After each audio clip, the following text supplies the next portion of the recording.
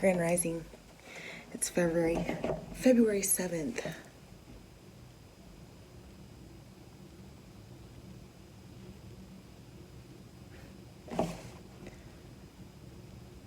As you see, I have not groomed. I'm planning to travel very soon, so I've just been working on getting that together, and I'll groom when I can. So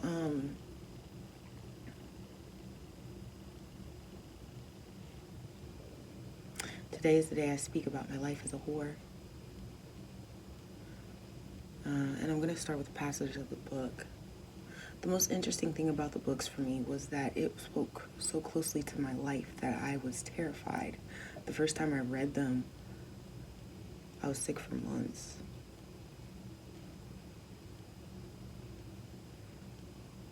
It spoke on the men in my life to a T, my siblings, family members, friends, every single one, even the one I speak of here.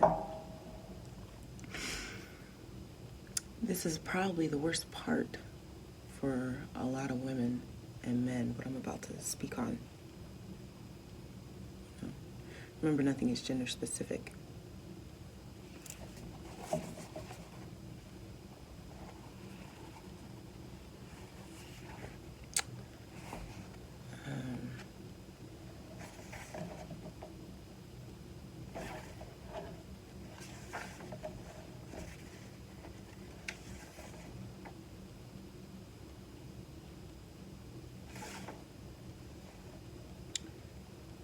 So,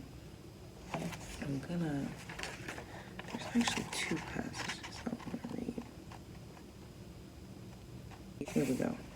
So, there's two passages I'm gonna read.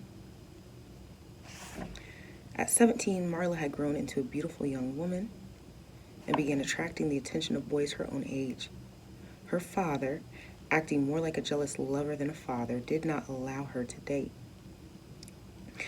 No boy was good enough for his daughter. With no outlet for her emotional needs other than her father, and no sanction outlet for her growing sexual needs, Marla began having clandestine affairs. A pattern of promiscuity developed that continued for 15 years. For my senior year in high school, until I got involved in therapy, she said, my drug of choice was a man. Nothing ever made me feel as good as Daddy, so I kept looking for more of the same. But the trouble was, no one could ever measure up to him. I kept going from one man to another, searching for the same high I felt as a little girl.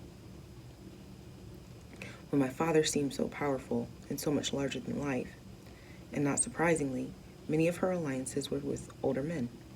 When she was 21, for example, she dated a man who was 45. It seemed perfectly natural to her. Older men had money and power just like Daddy. That's the first one. So then the next passage I'm going to read.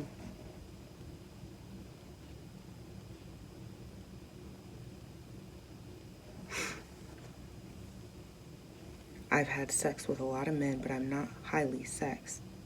In fact, it was many years before I was able to have an orgasm. Sexual problems are common among victims of emotional incest. Although there is no sexual contact between the chosen child and the parent,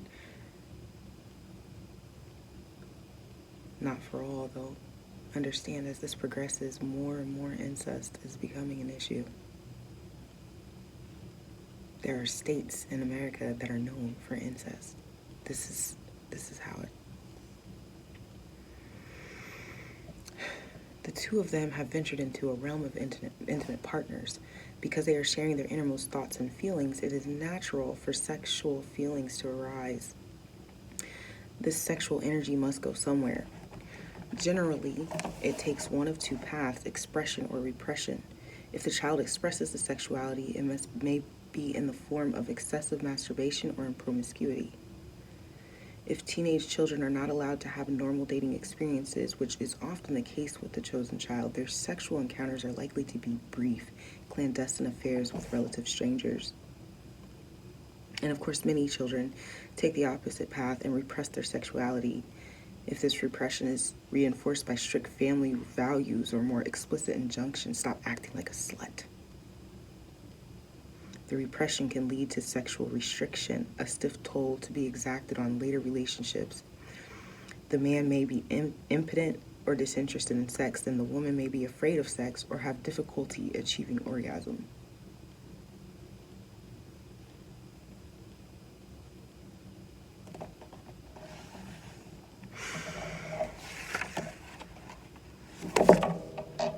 I go in between.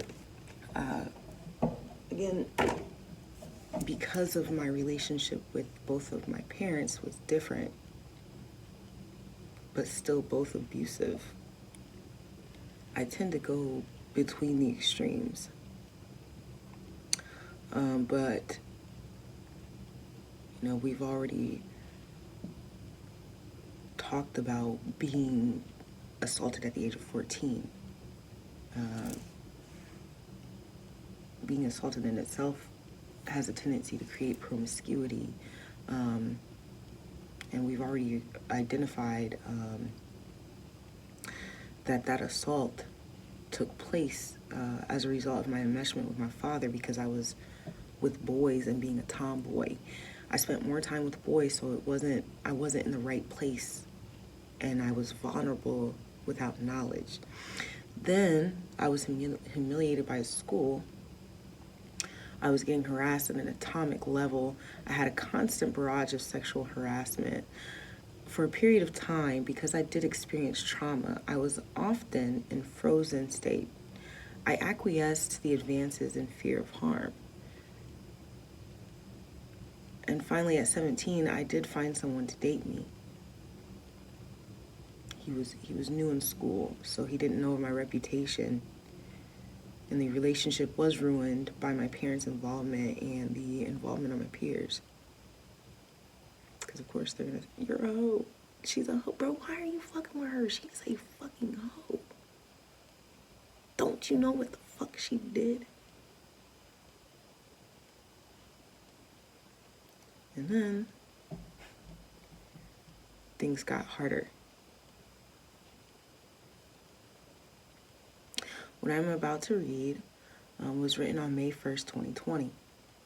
The abandonment issue video, the second part of the abandonment issue video, was recorded February 7th. Remember that.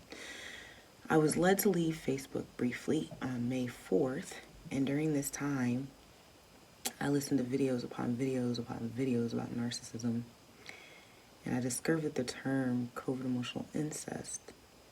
By June 6th, I was back on Facebook to share this information, and we've already discussed in my first video why I removed my Facebook. I was being stalked, so permanently. I deleted it permanently, but I saved all my information so I could bring this back to y'all. So, someone in close proximity to me has recently said they give advice, and they have recently helped me, because in our youth, after we had went through a tough childhood, I loved him unconditionally, and my love has changed his life. He wishes to see me happy and wishes me the best in life. No, that's not why you do that. You do this because when we were together, you knowingly slept with a girl with herpes and gave it to me, then passed the blame on to me. You have never fessed up about it, except to your mother, whom a month before passing could not hold on to your secret anymore. You let me walk my life feeling at fault for something you did. You do this because you think I don't know the guilt you feel for ruining my life.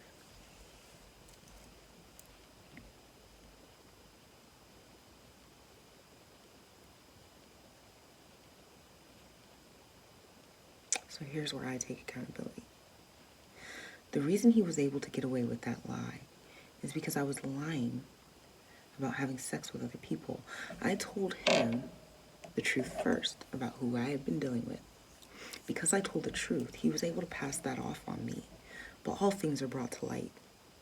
And his mother I believe she died of a broken heart because, in her opinion, her son could do no wrong. But I think she finally realized her son was wrong. She realized her son was a psychopath. Psychopaths are very neat with their work. They don't have a conscience and are experts at concealing their deeds. It literally takes someone close to them, especially close to them, like their mother, to expose their behavior. After 10 years, late last year, I was finally able to get him to expose himself, and the test results revealed that he didn't get tested, and he hasn't.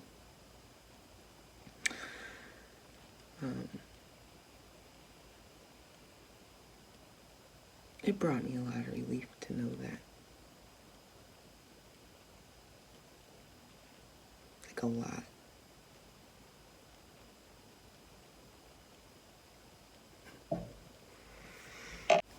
I just said I have herpes. I myself have not always managed this properly. Let's be clear, I should only have to say something if I know I'm engaging in sexual activity. The way you guys play, it can be hard to determine.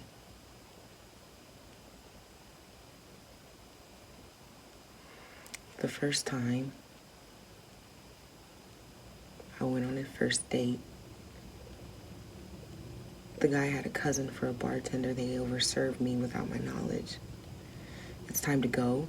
I can't drive, and I'm surprised because I only had 3 drinks.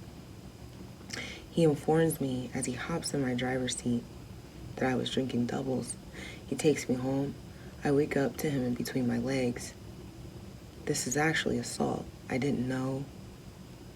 I've been assaulted before and forced to see it differently. I didn't understand consent at this time, and I didn't see it like this at first because I was drinking. And he called me the next day, so no actual guy trying to take advantage of me would do that, right? I was wrong. We ended up dating for a few months, but imagine that I had guilt when he's the one who forced himself on me. I told him the truth, and all of a sudden, I can't be trusted, and he didn't blink an eye to it. He was still asking for unprotected sex, and to this day, I believe he only continued to deal with me because he had it, but kept his own secret. I won't get into detail, but his initial response to it was the most unusual. Because it was my first time having to reveal it to someone, I didn't know what to expect, but after several years of rejection and questions, it only began to dawn on me that his response was not typical. I then understood what happened that first night. Next, I meet someone, and I failed. I could not find the words, but I insisted he wear a condom, and he still got it. I saw a change in his body. I had no choice but to tell him. From this point, I tell everyone who even fucking looks at me. I tell my ex, he tells his whole block.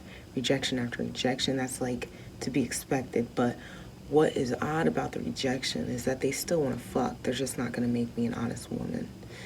Because only hoes get herpes.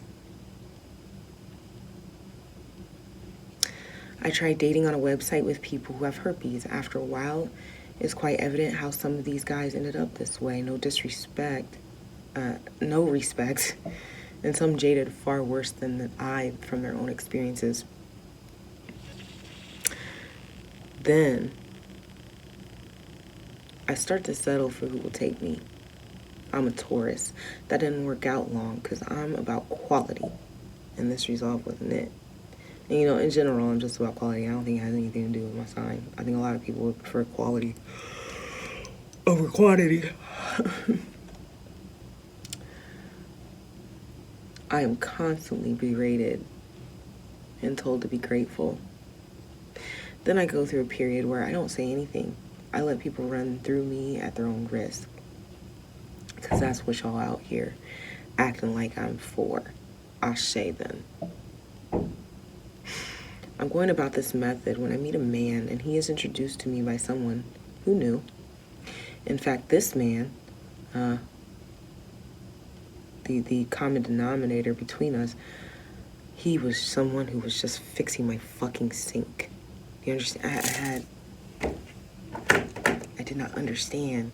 As much as we would talk about boundaries, I did not understand, and I continued to go back into the patterns because I did not understand the root of these loose boundaries. You have to understand the root of anything that you are trying to fix. You can't just fix it. You can't just go to therapy and no, you gotta dig deep and find out why you have these loose boundaries. Okay? So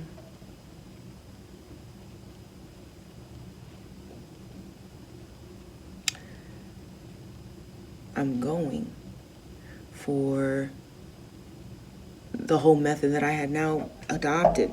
And he claims that he's taken with me, right?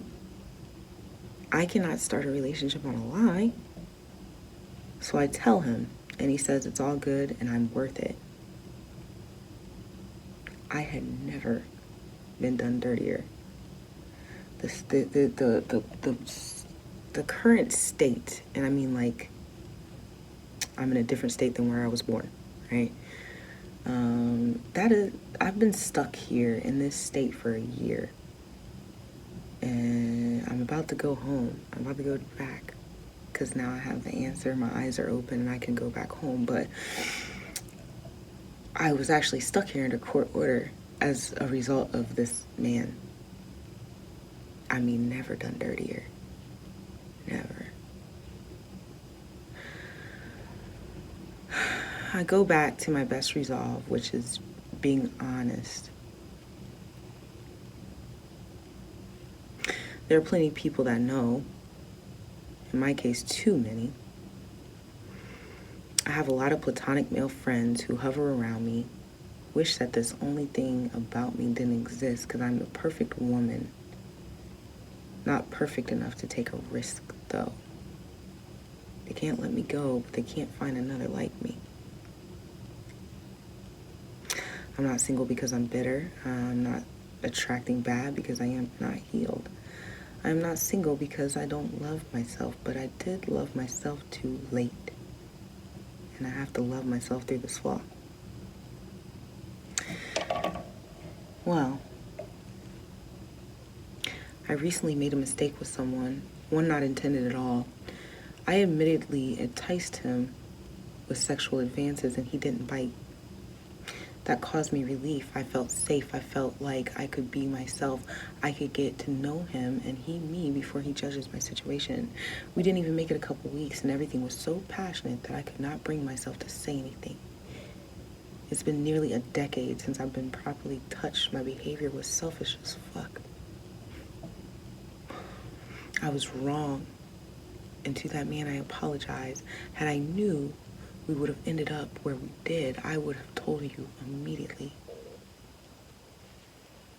I have faced rejection and abandonment, even though it's my worst fear, over and over for the safety of the collective. My intention was not to place you in harm's way. My silence did not come from a place of deceit, but of comfort, safety, and value. You made me feel valued. You made me feel like more than a walking vagina. And I failed you while reveling in that experience. I never wanted to hurt you, not the first or last thing. It was never. I don't turn anyone down because I'm cocky. I'm growing tired of telling to be rejected, to find someone in my inbox a few months later after they have ran through a few more women, after they determine my worth is what I'm saying. All the men I complain about coming back to me know. And do you know what it's like to be the danger they know and watch them fuck a complete stranger raw? Then come back to me to further risk my health? The audacity.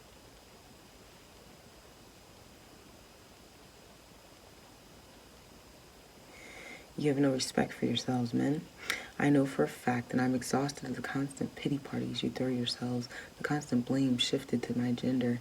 You claim we won't take you broke, but every single woman on my timeline didn't start off with a baller.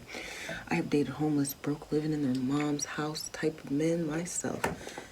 You refuse to stay faithful. I once had a man with a wife offer me $2K knowing I had herpes. You refuse to acknowledge your actual shortcomings. Let it be her fault because she doesn't make you happy. Make yourselves happy. Heal yourselves. We women have done enough. I am your mirror. Look at me. I have done everything you asked and I am destroyed. When will you take accountability for your actions? When will you take responsibility for your healing and your happiness? When will I have value to you? I didn't have it when I protected you from the justice system. I didn't have it when I saw you for more than your cash. I didn't have it when I took your cheating. Women's lack of value to you is a reflection of the lack of value you have for yourself. There is no question I'm living it. I am still perfect and no actual flaw can make me feel otherwise. There's a reason for my honesty. I have been a participant in the destruction of our community. By airing myself out, I cannot slip into doing it ever again. I love myself and I love you. I take accountability for not keeping everyone safe 100% of the time. I am removing myself because I cannot trust you all in your hurt states, cheating rampant, lying rampant.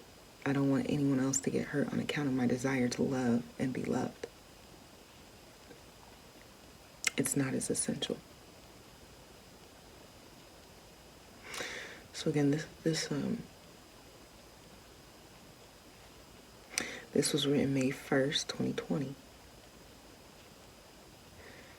And then I left Facebook May 4th briefly. During this time, I listened to videos upon videos upon videos about narcissism. I discovered the term of covert emotional incest, and by June 6th, I was back on Facebook to share this information. Now, I wasn't healed.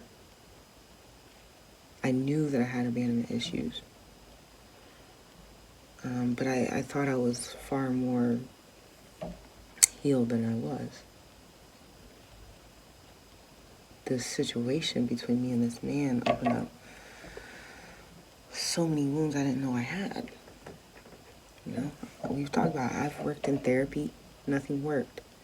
We spoke a lot about boundaries all the time, but I still didn't have understanding of why I couldn't get a handle on them or why they were so flaky. Because if you listen to like my last couple paragraphs, I've dated homeless men. Those are loose boundaries. It has nothing to do with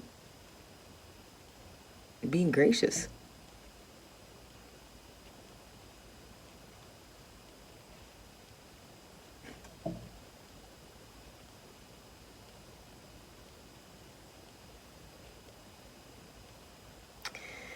You cannot take accountability for what you do not understand, what you do not know, what you do not have a label for. You also cannot heal from what you are currently experiencing. You know, I hear a lot, heal yourself. Well, if my leg is in the process of being sawed off, it doesn't start clotting until the trauma is complete. Your mind, your brain, is like any other organ or extremity of the body, and it works the same. For 30 years, everywhere I turned, I could not heal because every move I made was a result of the grip of the abusive relationship between myself and my parents that I was unaware of. It caused abusive relationships that have made, it caused abusive relationships that have yet to end. I am still dealing with abuse right now from 2 individuals because some are tied with children. I was still in abuse. I'm still in abuse. You know, removing myself from the abuse is how I got this information, but I have not completely healed because I've only just left another one. And with being tied up in court, am still experiencing abuse. When all of it stops, I will heal, and very quickly. So obviously, this man I made the mistake with is the man of the hour, the man I've been speaking about this entire time, right? The issue is that what I did is rape by fraud.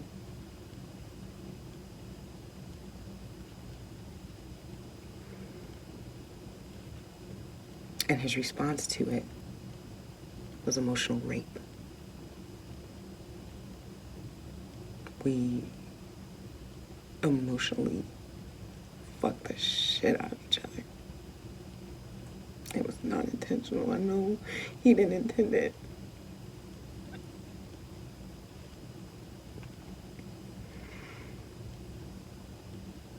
I talk a lot of shit about him on the internet. But I know that he was not the only problem in this situation. At no point in time did I think he was. In fact, I took on a lot of the accountability. Constantly apologizing, constantly. The problem is where he does not see his own issues and how we are both to blame. Right now, he's still upset with me because of this. He doesn't see his own lack of discipline or his own loose boundaries. February 7th is because of this. It's been a whole year. It's been an entire year. Go back. I said there was a relationship that dissolved because of a subliminal message.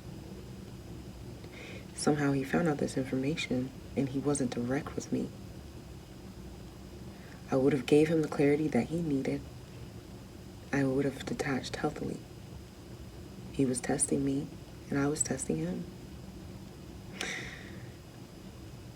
I was testing for safety to take things slow. I was attempting to get someone to know me before they rejected me for this. I was the first one to be wrong.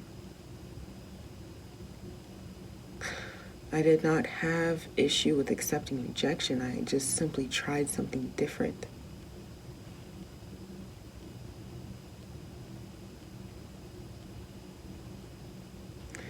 I told the truth. I told lies. I withheld intentionally. I withheld unintentionally. And this time, it wasn't like that because I asked his intention. He said he had none. And the heat of the moment caught us both.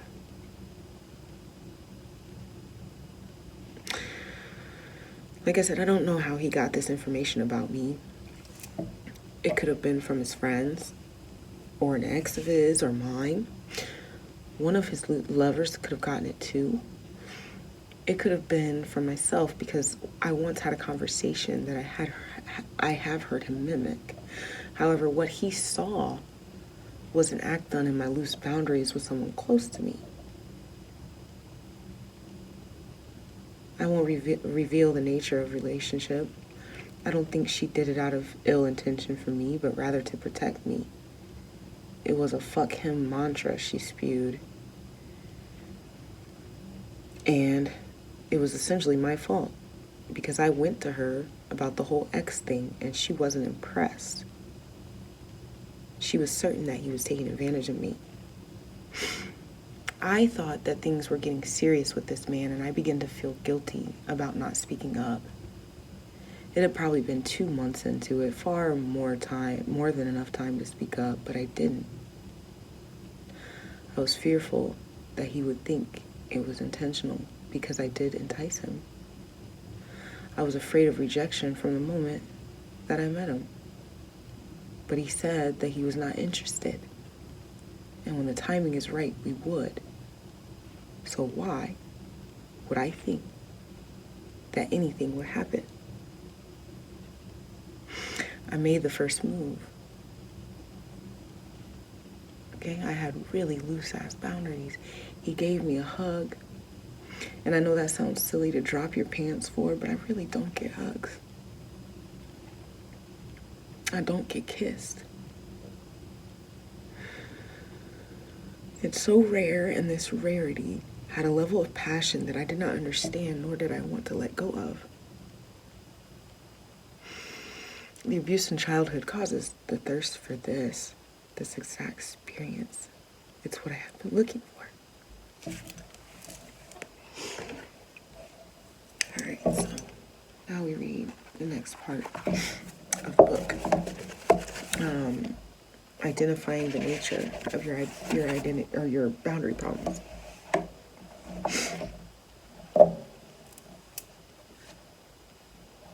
You've had a really good day and share your feelings with a friend. Your friend is in a bad mood and gives you lukewarm negative response.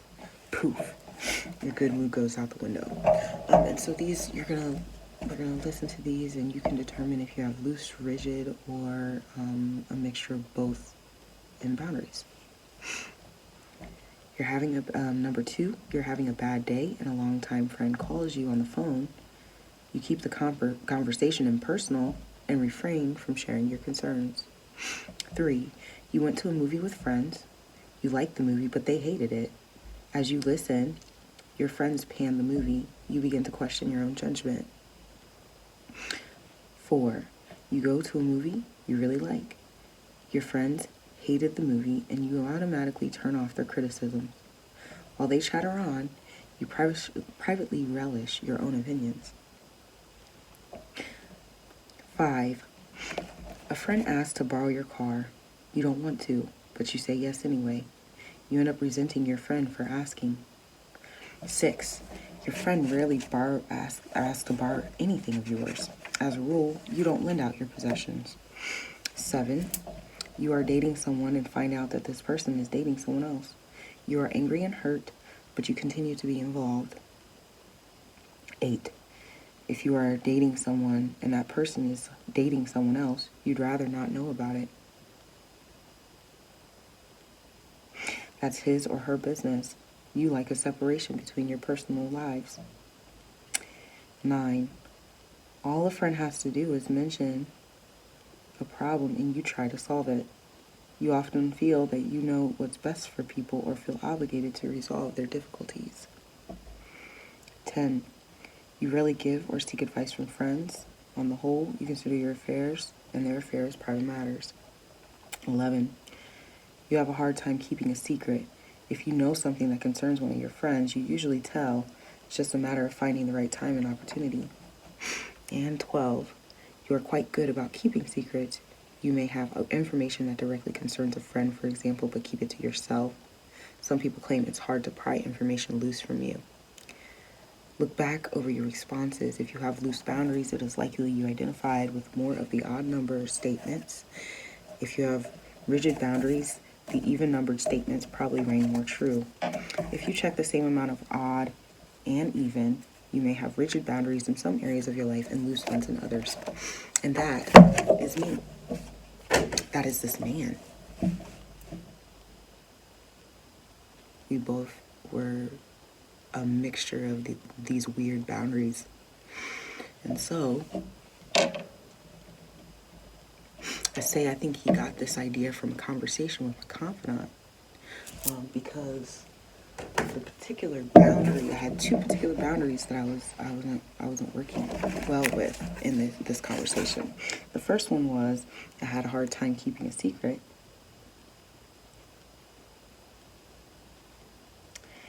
And you go to a movie you really like, your friends hated movie, and you automatically turn off their... No, it was the other one. 3, you went to a movie with friends, you liked the movie, but they hated it. As you listen to your friends pan the movie, you begin to question your own judgment.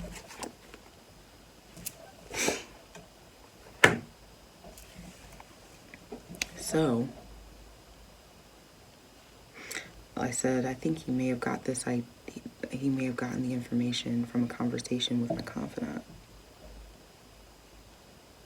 The conversation was something like, I should tell him. And she responded, we've talked about this. You don't know what these men have. These This guy is in a sex community. Do you know when is the last time he was tested? He can't say he got that from you. You keep telling these men about yourself and they are fucking you over anyway. Keep your mouth shut.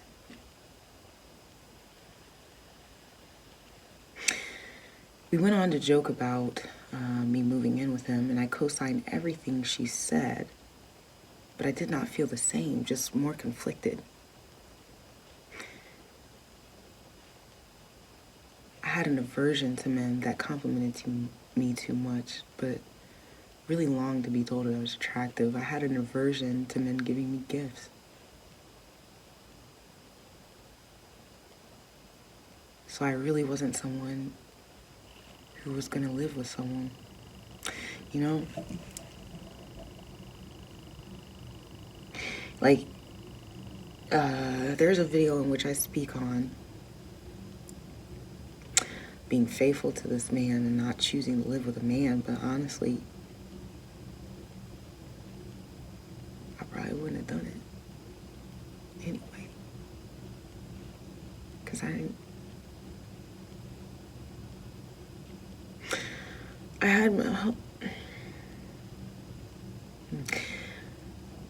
they reminded me of the situation with my father. It wasn't even about loving myself. It was literally a trigger.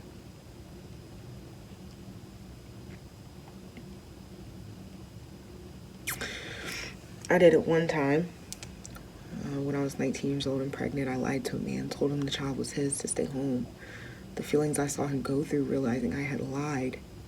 I tried very hard not to intentionally lie, and even then I can name 4 people right now that still don't know. If you make it here, hello, and my deepest apologies.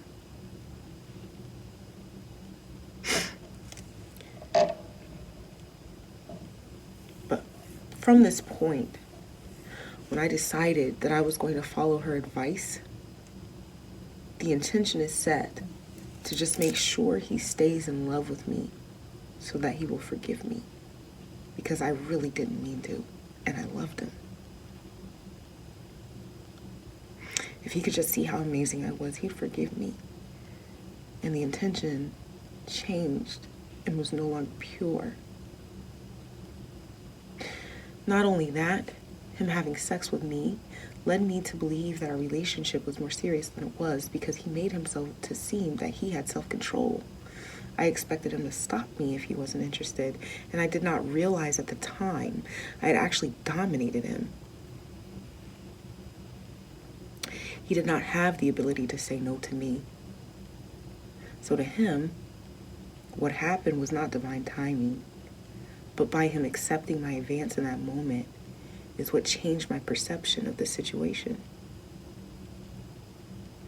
He wants to be with me, I thought.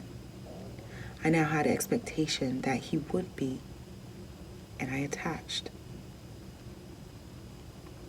So a few short weeks later, he says he wants to go back to his ex publicly on Facebook, and I am met with my first threat of abandonment. I verbally attacked him, and it went on for 3 days. And anytime I thought he was leaving, I did this. Sometimes I would text him for hours. I know this is unattractive. Over the years, I have avoided attaching for this reason. There is nothing more embarrassing than being called crazy when you're not. Nothing more embarrassing than a man laughing at your pain. Nothing more embarrassing than the other woman calling you stupid for not being able to move on. Nothing more embarrassing than people's lack of understanding. I'm not stupid. Yeah, I know he doesn't want me. I'm attached. And I'm responding to the trauma my brain feels from this event of detaching. Because we detach in immature ways. As a result of this, we do not give each other closure. As a result of this, we match each other's energy. As a result of this, we do subliminal messaging. As a result of this, we eavesdrop, and we have a lack of perception of what we are watching.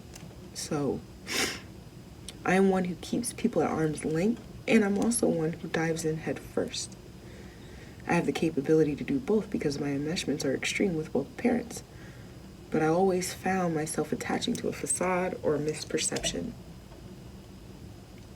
In this case, a misperception. By doing this act, I opened up for him his mother wound. This man is in the BDSM community. He is a dominant, and I am a switch. A switch can go from being a dominant or a submissive. I don't know 100% what his test came back like, but I know that his birth chart is balanced. He is 50-50 masculine and feminine energy. I've never met anyone else like that. As a result of what I had done,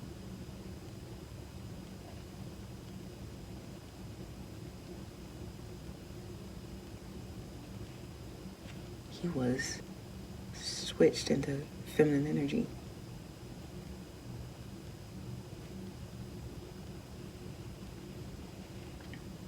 I've never met anyone else like that.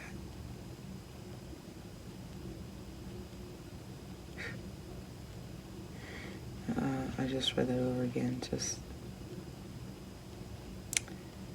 as a result of what I had done, his resolve was to place me in a total power exchange without my consent. On the outside looking in, a TPE can look very abusive. It is complete breaking of the submissive partner to will them to fulfill the dominant's needs and only the dominant. In the BDSM world, a D and S type write a contract on how this should go. He did this without my permission, and I believe it was to exact revenge for my intentional behavior. Of course, he could have been doing it for other reasons. Like maybe he did actually like me and couldn't openly participate in his community with me. So keeping me on this leash, he could keep receiving my adoration for absolutely nothing in return.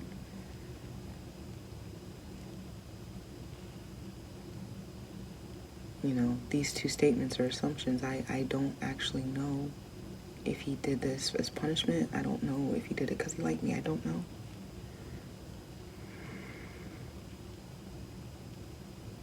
But I do know, in his mind, nothing is what I deserve. He said so himself. I did not intend to sleep with him before telling him I had herpes. I did not intend to turn him into a bank. I had no intention but to experience whatever he had to offer. And it turned into a nightmare for us both.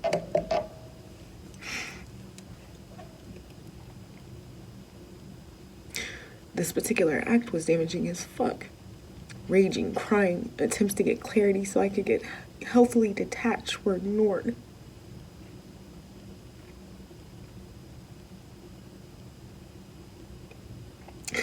Understand,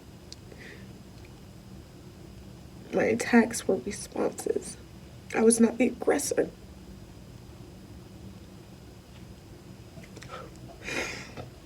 Excuse me.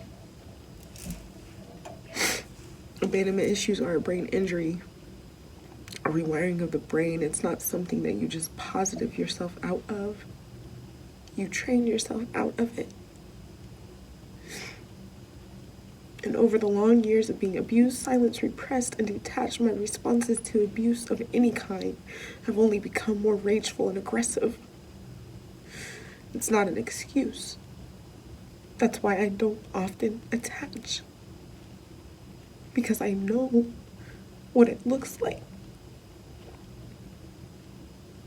That's why I don't get hugs, why I don't get kissed, why I am at arm's length. Why I let people run through me, because no one deserves to be texted 100 times in an hour.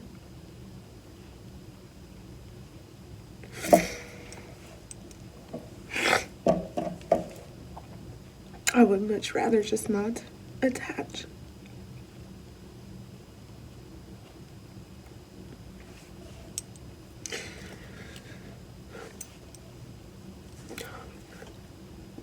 I'm very aware.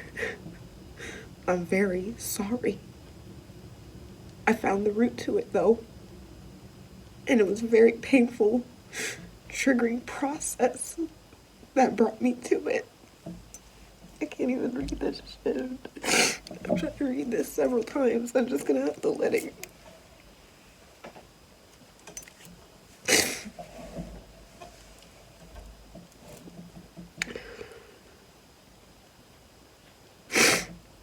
I believe that he couldn't see what he was doing.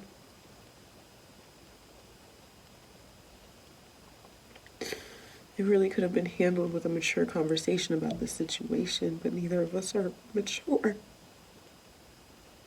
Covert emotional incest causes emotional immaturity.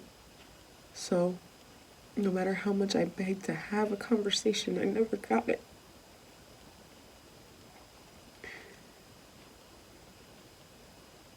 I'm not angry with you, should you ever be watching.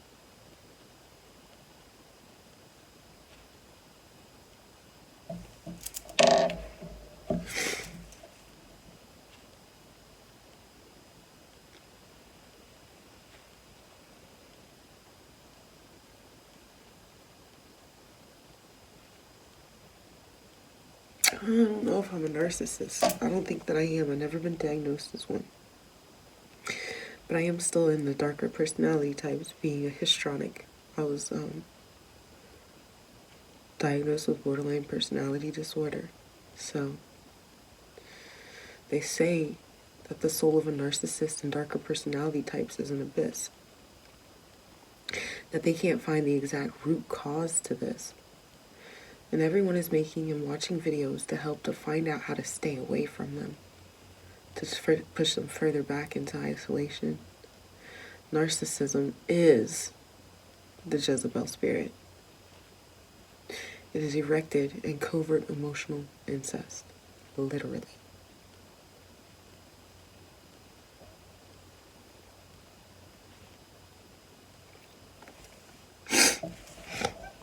Because this man was functioning in a mother wound, I woke him up, and he was functioning in the mother wound. So he's actually been functioning in feminine energy the entire time. Pretty much ever since I heard him. And I've been functioning in masculine energy and chasing and chasing and chasing. Please just see, I'm sorry. Please just choose me, please. For an entire year. It's only been a couple weeks.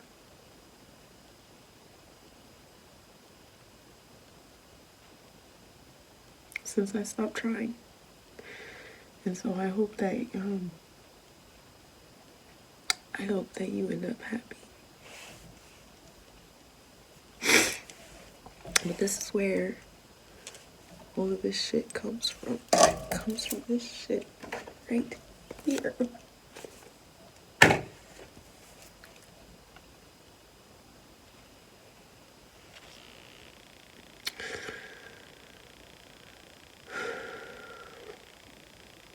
He would tell me that I could not see the forest for the trees. That's because I need to look at each and every tree that makes the forest.